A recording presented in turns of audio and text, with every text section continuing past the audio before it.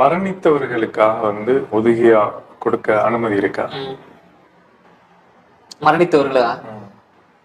இதுல பொதுவான ஹதீஸ்ல என்னுடைய நிலைப்பாட்டை சொல்றதுக்கு முன்னுக்கு முஹம்மது இப்னு ஸாலிஹ் அல் உஸைமீன் ரஹ்மத்துல்லாஹி அலைஹி 3 வகையா இதை பிரிப்பாங்க.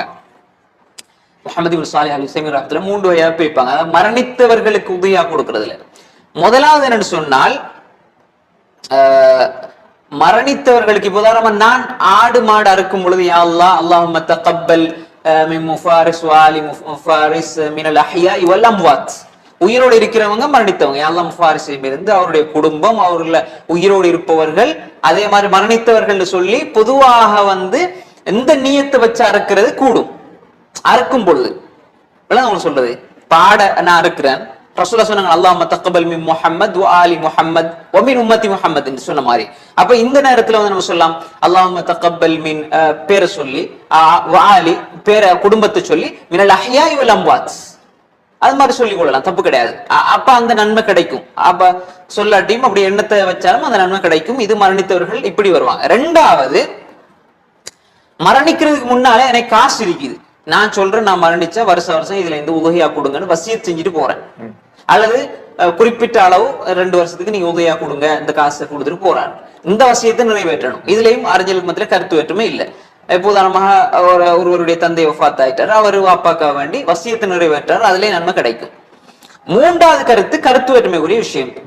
இதுல என்னன்னு சொன்னால், அதாவது மரணித்தவர்களுக்காக வேண்டி என்னுடைய வாப்பா மரணிச்சிட்டாரு சொல்லி ஒருவர் என்ன செய்யறாருன்னா அவருக்காக வேண்டி அறுத்து பழிடுறது. இப்ப நான் எனக்கு வேண்டி கொடுக்குறேன், வாப்பாக்கு வேண்டி கொடுக்குறேன்.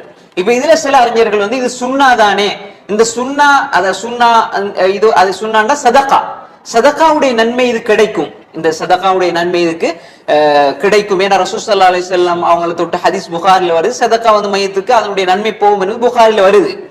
அப்ப எனவே அந்த அடிப்படையில இது பொதுவாக சொல்றாங்க ஒரு சிலர், அதை அனுமதிக்கிறவங்க. இன்னும் சிலர் சொல்றாங்க இல்ல, ரசூல் ஸல்லல்லாஹு அலைஹி வஸல்லம் அவங்களோட ஹம்சா ரலியல்லாஹு அன்ஹு சாச்சா, அது மாதிரி ஹதியா ரலியல்லாஹு அன்ஹா என்னைய இப்ப நிறைய பேர் வஃபாத் ஆகிக்கிறேன், அவங்களுக்கு அவனுடைய உதவியா கொடுக்க இல்லையே. அப்ப எனவே அந்த அடிப்படையில பார்க்கும்போது சில அறிஞர்கள் ஜாயிஸ் என்று சொன்னாலும் மரணித்தவர்களுக்காக பிரத்யேகமாக உதவியா கொடுப்பது என்பது கூடாது, அது தவிர்க்கப்பட வேண்டும். அப்படியே கொடுக்க ஆரம்பிச்சாங்கண்டா அது நாளைக்கு ஒரு பிதஅத்தாக மாறிவிடும். எல்லாம் கண்டிப்பா வாப்பா மௌத்தானா அப்படி கொடுத்து ஆகணும், இந்த வருஷம் நான் கொடுக்கணும். அப்ப இருக்கிறவங்களுக்கு தான் இந்த மார்க்க கடமையை தவிர வல்லைசலில் இன்சான் இல்லாம மனிதன் தான் எது செய்யறானோ அதுதான் அவனுக்கு கிடைக்கும். அப்ப அதுல ஷரியத் எதையெல்லாம் நமக்கு விதிவிலக்காக சொல்லி இந்த சதகா செய்யலாம், ஹஜ்ஜு அதாவது விடுபட்ட ஹஜ்ஜு கடமையான ஒரு மரணித்தவர்கள் ஹஜ்ஜு செய்யலாம், அதே மாதிரி இஸ்திக்ஃபார் செய்யலாம், துஆ செய்யலாம், ஷரியத் வரையறுத்த நன்மைகள் போகும். புதுசா நம்ம குர்ஆன் ஓதுறது அது மாதிரி ஏனைய விஷயங்கள் எடுத்துக்கொண்டு இந்த வருடாவரம் உதவியா மரணித்தவர்களுக்கு அறுக்கிறது என்பது என்னுடைய நிலைப்பாடு அல்லாஹ் ஆலம் பிதா. அப்படி செய்யறது என்பது அது பிதத்துக்கு துணையாக வந்துடும். இப்ப உதாரணமா ஒத்தாயிட்டாரு, அவருக்கு பதிலா நான் ஆர்டர் இருக்கிறது, திரும்ப அப்படியே அறுக்க ஆரம்பிச்சாங்கன்னா நாளடைவுல மரணித்தவர்களுக்காக வேண்டி உதவியா கொடுப்பது என்பது ஒரு இபாதத்தாக மாறிவிடுற வாய்ப்புகள் இருக்கிறது. அப்ப அந்த அடிப்படையில் அதை தவிர்த்து கொள்ள வேண்டும்.